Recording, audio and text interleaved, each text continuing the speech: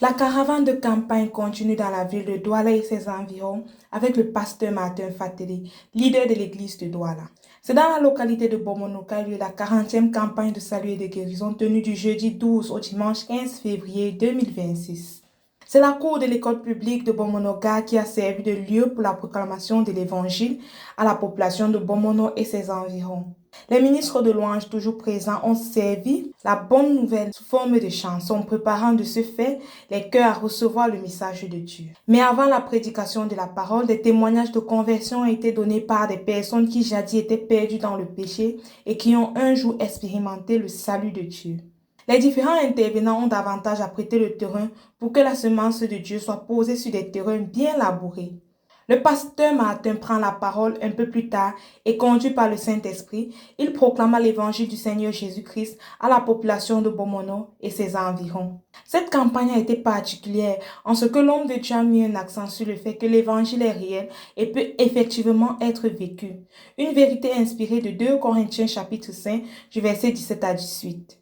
À partir du témoignage du pasteur Constantin, il interpella les invités à croire que ce que Dieu a fait dans sa vie, il peut aussi le faire dans la vie de tous ceux qui croient en lui.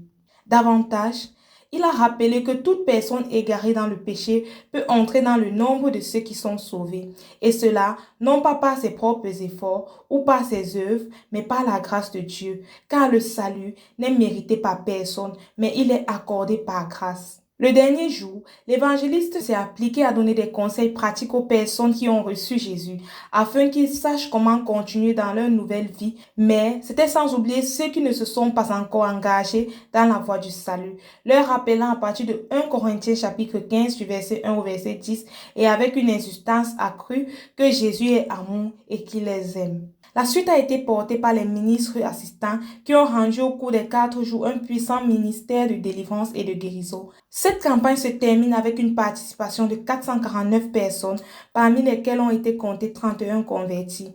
Le Seigneur n'a pas fini de travailler dans la cité de justice et ses environs, et nous sommes prêts à nous engager dans les prochaines batailles. Le Seigneur est à notre aide.